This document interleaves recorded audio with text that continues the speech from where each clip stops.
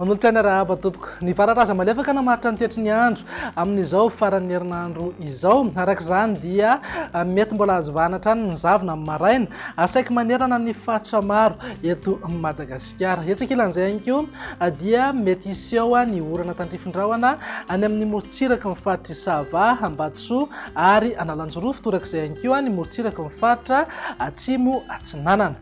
Raha jerena amin'ny antsipiria ny mety ho toetry ny androntsika raha ampitsy maraina izao dia andrahona mety arahana orana tandrifindrahona indraindray ny morontsiraka ny fatra Vatovavy, Fitovinany ary Atsimo Atsinanana. Ny fatra hafa dia ho maina ny andro amin'ny akapobeny na ibany toerana kokoa hingaby masoandro aorian'ny zavona na azavy-tany maraina. Raha ny tolakandro kosa indray dia azo orana tandrifindrahona ny morontsiraka ny fatra Isava, Ambatsoa, Analanjorofo ary Atsimo Atsinanana. Ny fatra hafa dia iaina ao anatin'ny masoandro mibalika hatrany. Raha mahakasika ny maripana tsy dia misy fiovana misongadina aloha fa manodidina eo amin'ny 9 hatramin'ny 4 degré ho an'ny afovoantany, 7 hatramin'ny 7 degré morontsiraka Atsinanana ary manodidina eo amin'ny 5 hatramin'ny 4 degré ho an'ny morontsiraka Andrefana. Mananika 5 degré maripana ambony indrindra any Antsohihy, Mampikony ary Maheva-Tanàna. Mety ho tafakatra 9 degré aza moa zay maripana ambony indrindra zay any amin'ny fatra Avaratra Andrefana iny. Amin'ny vinany toetry ny andro ny alahady kosa indray ary dia saika ibany toerana kokoa ny masoandro manerana ny Madagasikara, mety hisy ihany ny zavona maraina amin'iny tapany atsimo ny afovoantany iny.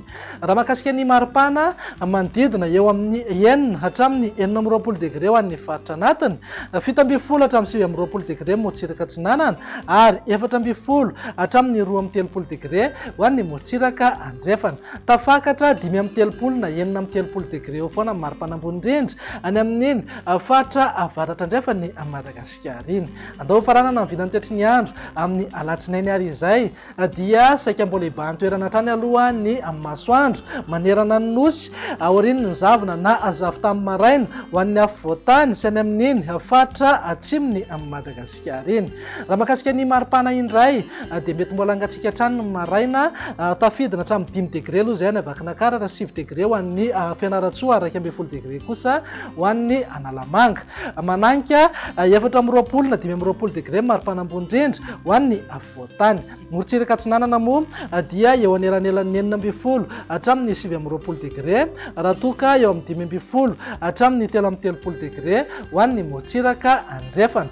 Ho tafakatra hatramin'ny 13 na 19 degré eo foana maripana ambony indrindra any amin'iny fatra Avaratra Andrefana ny Madagasikara iny. Izay ny mahakasika ny mety ho toetry ny andro fa araka ny efa mahazatra anao rehefa zoma toy izao dia indro atolotra anao indray ny tamin'ny fahalitoan-drivotra teto Antananarivo sy ny manodidina. Raha tazantsika amin'ny kisary izao dia saika ambony hatrany ny tamin'ny fahalitoan-drivotra mandritra ity faran'ny herinandro ity. Avo 3 eny hatramin'ny avo 4 eny amin'ny fetrany OMS avokoa ny rehefa voaray ka mankarary ireo olona marefo amin'ny fahalitoan-drivotra izany.